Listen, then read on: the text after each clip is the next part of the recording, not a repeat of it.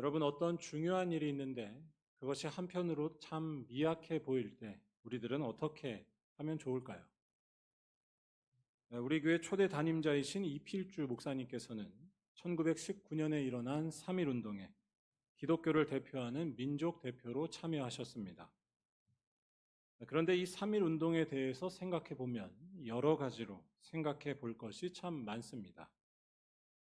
그 중에 한 가지, 좀 발칙하면서도 좀 현실적인 생각과 질문을 던져보면 3.1 운동에 참여하신 분들은 정말로 세상이 바뀔 것으로 생각했는지에 대한 질문입니다.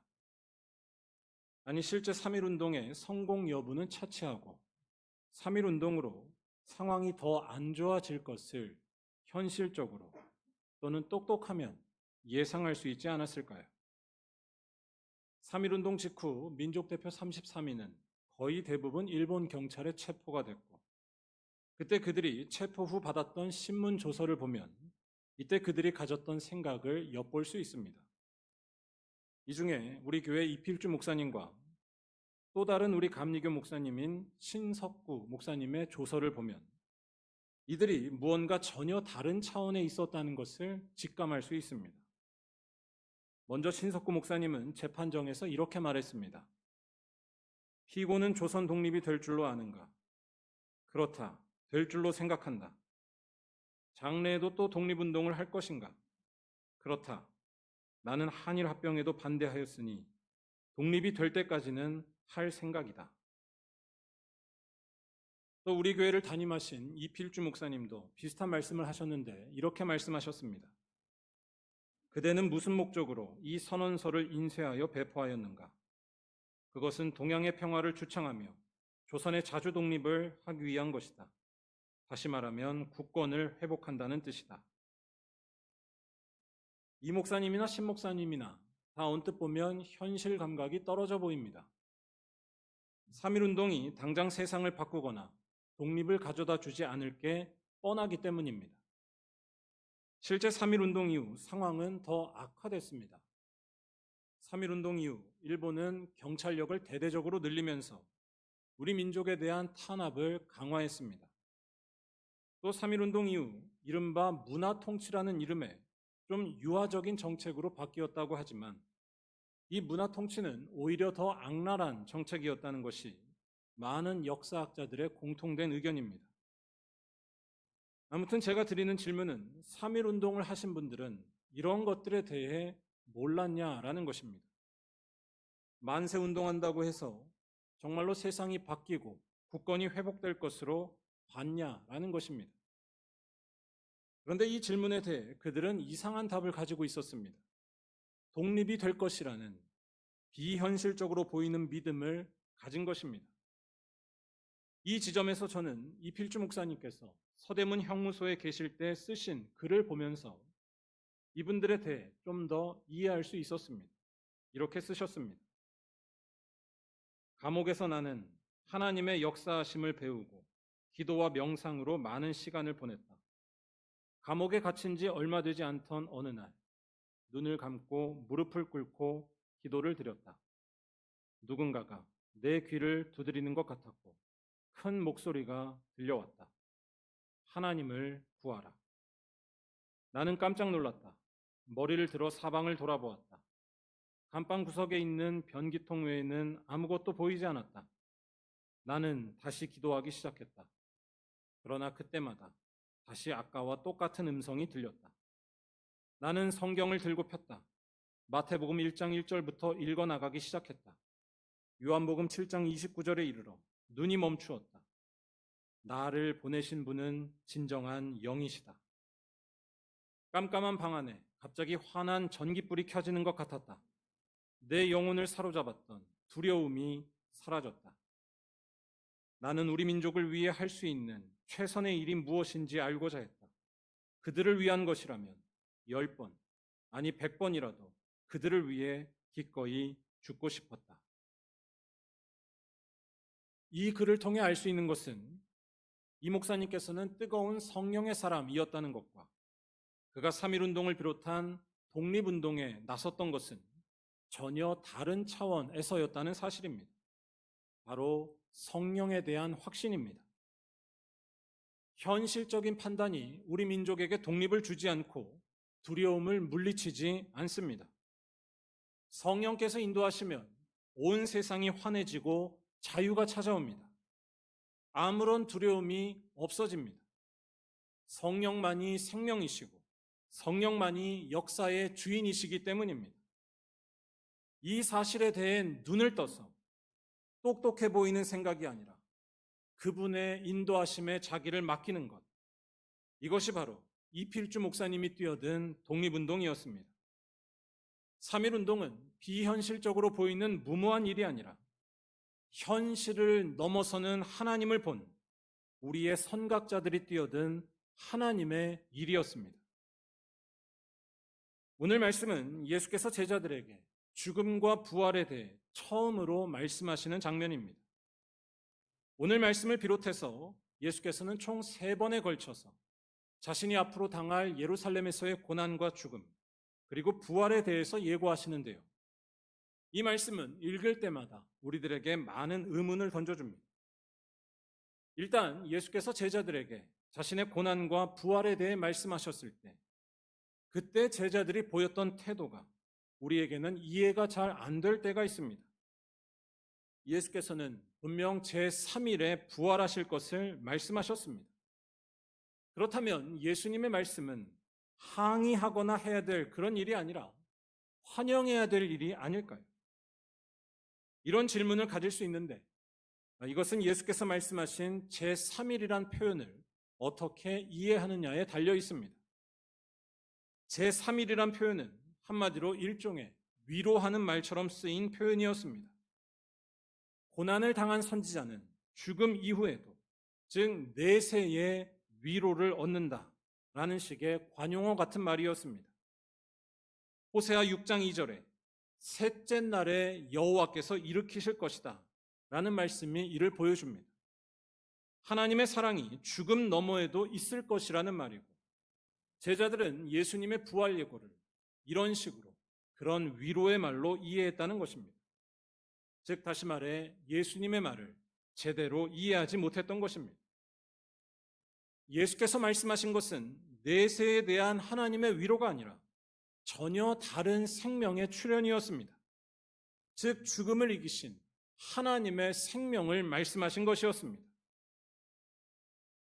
그런데 사실 제자들의 이러한 태도, 예수님을 향해 항의하고 말리려 한 것은 또 다른 차원에서도 생각해 볼 수 있습니다. 제자들의 이러한 모습은 누구나 취할 수가 있는 상식적이고 현실적인 모습이었다는 것입니다. 마태복음은 오늘 말씀에서부터 그 분위기가 바뀌기 시작합니다. 그동안 예수께서는 많은 병자들을 고치셨으며 또한 많은 무리들을 먹이시는 등 여러 가지의 이적을 나타내 보이셨습니다. 또한 그가 하시는 말씀에는 권위가 있었습니다. 하나님의 놀라운 역사가 예수님에게서 나타난 것이었습니다. 그 결과 오늘 말씀 바로 앞에 있는 말씀, 마태복음 16장 16절에서 제자들을 대표하는 베드로는 예수를 향해 놀라운 고백을 하기에 이릅니다. 바로 주는 그리스도시요 라고 시작되는 이른바 메시아 고백을 한 것이었습니다. 아마도 제자들은 이때에 대단한 기대와 흥분 속에 있었을 것입니다. 놀라운 일을 행하시는 예수를 눈앞에 보고서 이제는 새로운 세상이 올 것이라 봤을 것입니다. 그런데 바로 그 다음부터 제자들이 전혀 생각하지 못했던 일들과 사건들이 펼쳐졌습니다. 정확히 말하면 예수께서 모두를 놀라게 하는 뜻밖의 이야기를 하시고 또한 예상치 못한 행동을 하기 시작한 것이었습니다. 즉 앞으로 예수께서 가실 길은 예루살렘에 올라가되 거기에서 고난을 받으시고 죽임을 당하는 것이고 이후 3일에 살아날 것이라는 말씀이었습니다. 예수께서 이 말씀하시는 21절을 우리 다 함께 한번 읽어보겠습니다. 이때로부터 예수 그리스도께서 자기가 예루살렘에 올라가 장로들과 대제사장들과 서기관들에게 많은 고난을 받고 죽임을 당하고 제3일에 살아나야 할 것을 제자들에게 비로소 나타내시니. 여러분들이 만약에 제자라면 지금 이렇게 말씀하시는 예수님께 어떻게 하시겠습니까? 기대와 흥분 속에 새로운 세상과 새로운 미래를 그리면서 그렇습니다, 예수님, 당신이 메시아입니다 라고 고백하고 있는 그 상황에서 무작정 나는 고난과 죽음이 기다리는 예루살렘에 가겠다라고 말씀하시는 이 예수님을 과연 쉽게 이해할 수 있을까요? 또한 지금 예루살렘이라는 이곳이 예수님께는 아주 위험한 곳이었다라는 사실을 이때 모든 사람들이 이미 다 알고 있기도 했습니다. 예수님의 놀라운 사역에 대해 불만을 가졌던 예루살렘의 종교 지도자들은 예수님을 이른바 블랙리스트 1번으로 세웠습니다. 그들은 점점 예수님을 경계하고 있었습니다.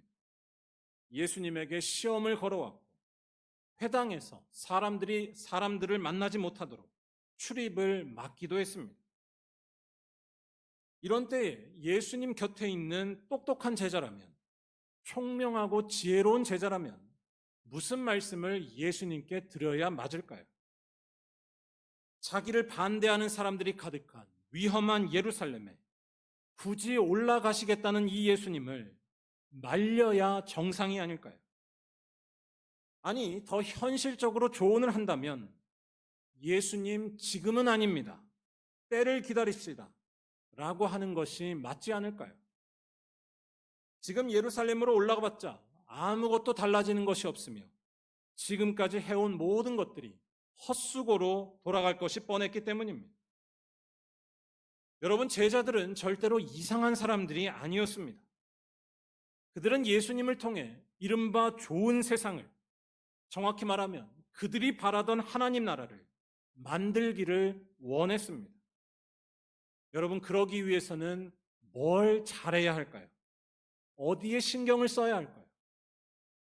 쉽게 말해, 우선 예수님의 건강이 먼저가 아닐까요? 또한 예수를 따르는 사람들이 많아지도록 조직을 잘 만드는 것이 우선이 아닐까요? 더 나아가서는 예수를 반대하는 저 예루살렘 종교 지도자들과 맞설 수 있도록 잘 준비를 하는 것이 필요할 수도 있습니다. 오늘 말씀 22절에서 베드로가 예수를 붙들고서 강력하게 항의했던 것은 바로 그런 충정 어린 마음에서 나온 것이라 봐야 할 것입니다.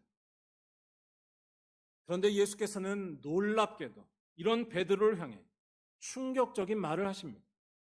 23절에서 그를 사탄이라 부르며 분노하십니다. 예수님의 이 말은 마태복음 4장 10절에서 광야에서 사탄을 물리치실 때 하시던 말과 거의 유사할 정도로 아주 강력하고 거친 말이었습니다. 베드로를 향해 진심으로 화를 내시고 나무라셨다는 것입니다.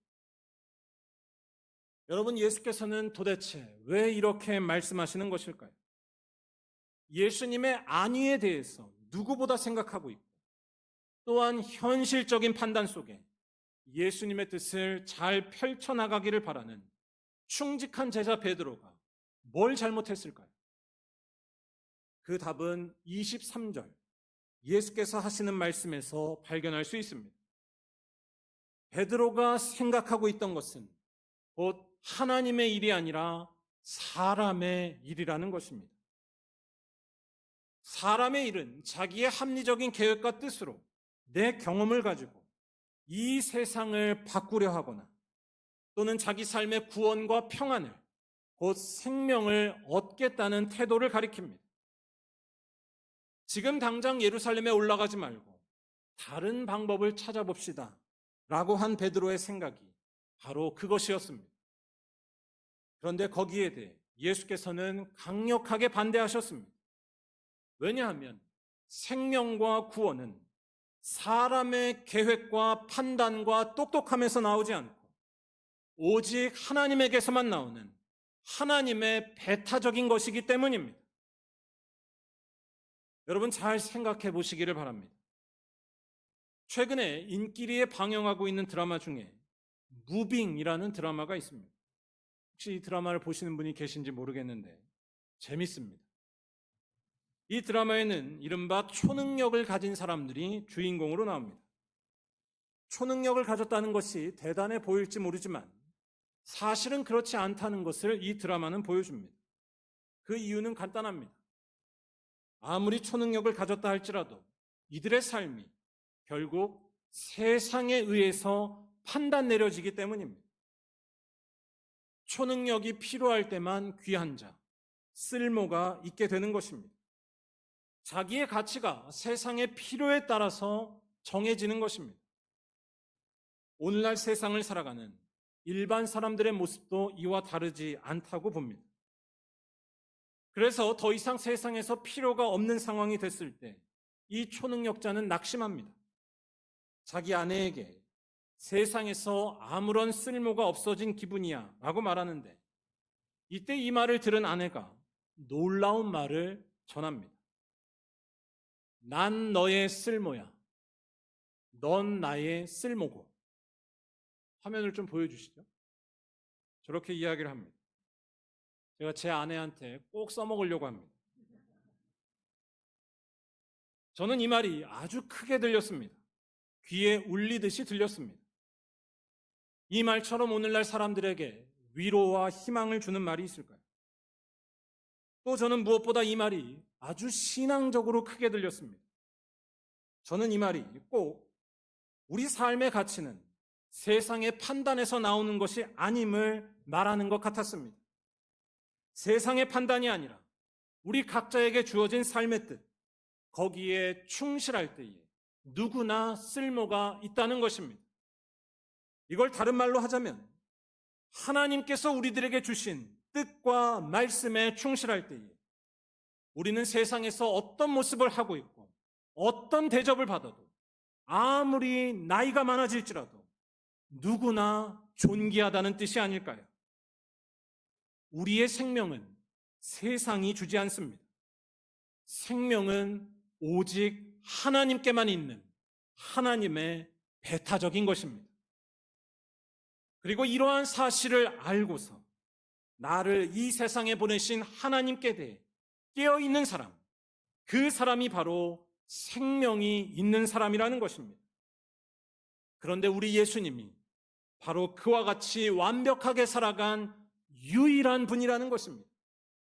왜냐하면 예수님은 하나님의 일에다가 자기의 모든 운명을 다 거셨기 때문입니다. 그러니까 우리들은 예수께서 십자가의 길을 가신 것에 대해 마치 로봇처럼 당연하게 가신 것으로 생각해서는 안 됩니다. 예수께서 아무런 생각도 없이 그저 당연하게 십자가를 받아들이셨다라고 이해를 하신다면 성경을 제대로 읽지 않은 것이 될 뿐만 아니라 예수께서 하신 일이 우리에게 큰 의미가 없게 됩니다. 복음서는 예수께서 십자가에 가시기 전 두려워하셨으며 피하게 해달라고까지 하나님께 간절히 기도하셨다는 것을 분명하게 전합니다. 하지만 그는 결국 하나님의 뜻에 모든 것을 맡기셨다는 것이 복음서의 증언입니다. 예수님은 컴퓨터 프로그램이 아니라 두려움 속에서도 정말 모든 것이 무너지는 속에서도 십자가를 향해 걸어가셨습니다. 정말로 자기를 다 드린 분이었다는 것이고 그것도 하나님과 같은 모습이 있었음에도 불구하고 그와 같이 자기를 버리셨다는 것입니다.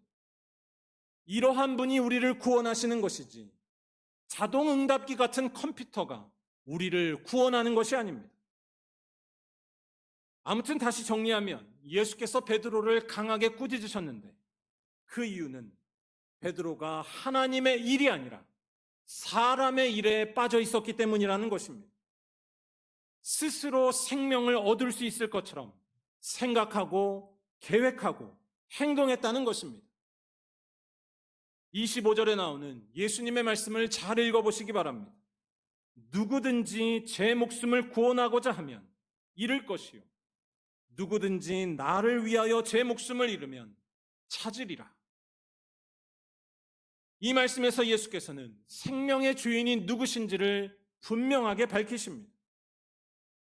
일단 목숨을 구원하고자 하면이라는 말은 자기가 스스로 목숨을 구원해보려 한다는 뜻입니다. 자기가 내 목숨을 구원할 수 있다는 태도입니다.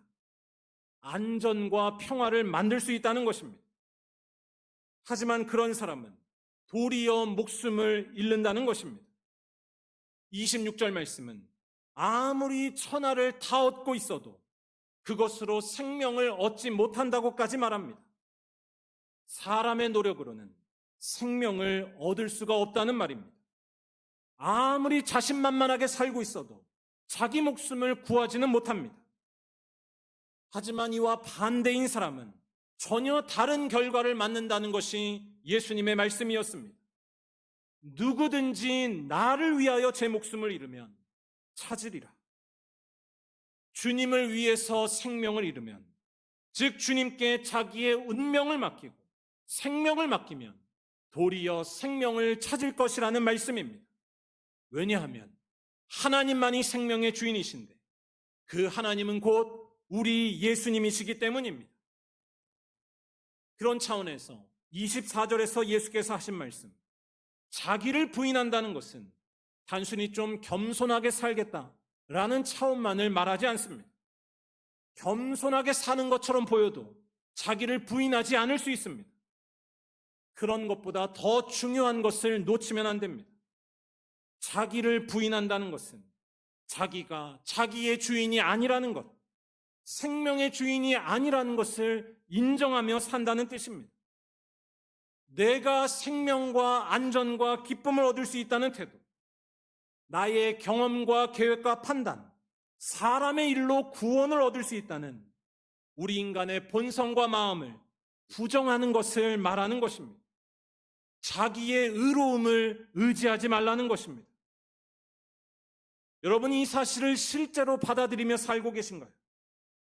우리에게 있는 것들은 언젠가 다 사라진다는 것, 아니 내가 그렇게 아끼는 나의 목숨도 모두 소멸된다는 사실을 인식한다면 우리는 자기를 부인하지 않을 수가 없습니다. 그런데 동시에 우리들은 여기에서 그치지 않는다는 것이 기독교의 고백이고 오늘 말씀의 설명입니다. 자기를 부인하면서 동시에 자기 십자가를 지고 예수를 따르는 자는 참된 목숨을 반드시 얻는다는 것입니다.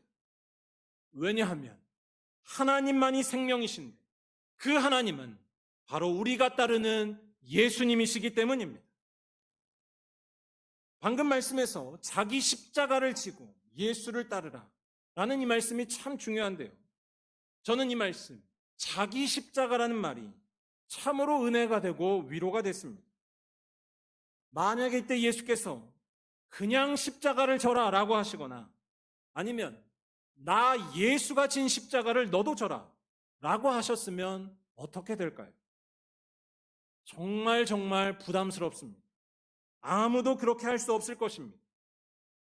감사하게도 우리들에게는 예수님의 십자가가 아니라 자기 십자가를 지라고 말씀하셨습니다. 자기 십자가를 내 삶에 있는 아픔이나 문제, 이런 것으로만 생각하지 마시기를 바랍니다. 우리가 살아가는 모습이 다 다르기 때문에 자기 십자가는 다 다릅니다.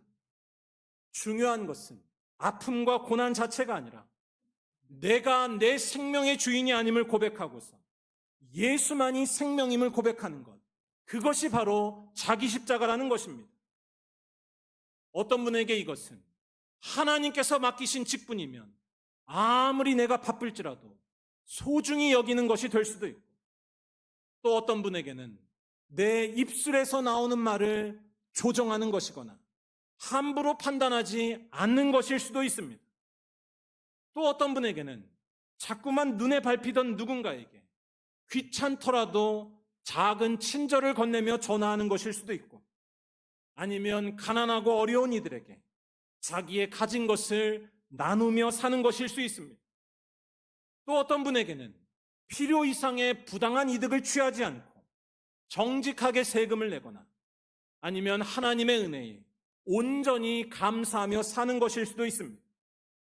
중요한 것은 내가 생명이 아님을 고백하는 것입니다. 하나님만이 생명이심을 온전하게 고백하며 사는 것, 즉 예수만을 따라가는 것입니다. 사랑하는 우리 만리언교회 모든 성도 여러분, 오늘 말씀에서 예수께서는 우리들을 이러한 길로 초대하고 계십니다. 여러분 모두 자기 십자가를 지고 나가셔서 하나님의 일에 여러분을 맡겨드리는 귀한 예수님의 제자들이 되시기를 바랍니다. 사람의 일이 우리를 구원하지 않습니다. 하나님의 일이 우리를 구원한다는 사실을 결코 잊지 말아야 할 줄로 믿습니다. 특별히 자기를 부인하는 일, 우리들에게서 생명이 나올 수 없다는 것을 늘 명심하시고 자기를 다 부인하신 유일하신 분, 하나님께 자기 운명을 다 드리시고 부활하신 우리 주님 예수만을 바라보시기 바랍니다. 우리의 힘으로는 하나님의 일을 행할 수 없지만 예수를 바라볼 때에 하나님의 일이 우리의 일이 될 줄로 믿습니다. 오직 예수의 뒤를 따라갈 때 우리는 모든 죄의 유혹에서 벗어나 자기 십자가를 지고 하나님의 일을 이루어낼 줄로 믿습니다. 그리고 그러한 삶을 살아갈 때 우리들은 아무 것에도 부족함이 없게 될 것이며 모든 두려움이 사라질 것이며 주님께서 다시 오실 때에 결코 부끄럽지 않은 모습이 될 줄로 믿습니다. 부활의 생명이 지금부터 영원까지 함께할 줄로 믿습니다. 마지막으로 독일에 있는 요르크 칭크라는 어떤 목사님이 쓰신 책에 나오는 한 기도문을 다 함께 읽고 말씀을 마치려고 합니다. 이분이 쓰신 기도문을 모은 책이 독일 기독교인들에게는 기도의 교과서처럼 읽히고 있다고 합니다. 한번 책 표지를 좀 보여주실까요? 저는 이 책에 나오는 기도문 중에 여러 기도문이 참 좋기도 했는데 오늘 소개해드릴 이 기도문을 읽으면서 자기를 부인한다는 것의 의미를 다시 한번 새길 수가 있었습니다. 자기를 부인한다는 것은 눈을 새롭게 뜨는 것입니다. 주님을 바라보겠다는 것입니다. 참된 생명과 소망이 나의 경험과 나의 생각과 나의 계획에 있는 것이 아니라 예루살렘으로 가서 죽으시고 부활하신 우리 주님 예수께만 있음을 알고서 그분께 자기를 맡겨드리는 것입니다. 여러분, 이것이 진짜로 똑똑한 삶인 줄로 믿습니다. 다른 것에서 똑똑함을 찾지 마시기 바랍니다. 여러분 모두 이 기도문을 읽으면서 이러한 믿음과 은혜와 지혜가 가득하시기를 주님의 이름으로 간절히 축원합니다. 우리 다 함께 이 기도문을 읽어보겠습니다.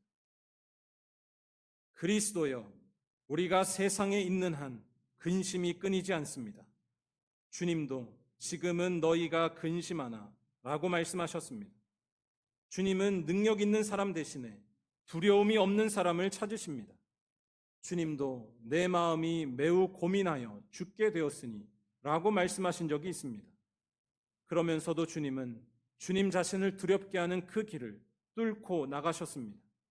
주님은 주님 자신의 두려움과 두려워하는 모든 이들을 주님 손에 올려놓습니다. 그리고 인도하십니다. 그런 식으로 나를 도우소서. 근심에 대항하려 들지 않게 하시고 주님께 그것을 내맡기게 하소서.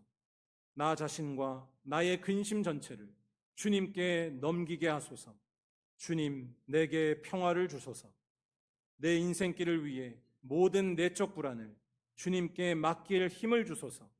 하나의 목적, 곧 주님의 목적을 내다보는 나의 발을 굳건한 반석 위에 세우소서. 주님은 말씀하셨습니다. 세상에서는 너희가 환난을 당하나 담대하라. 내가 세상을 이기었노라. 저는 이 세상사를 작게 여기렵니다. 그 대신 부활하신 주님을 어떤 상황에서도 거대하게 받아들이렵니다. 예수 그리스도의 이름으로 기도합니다. 아멘.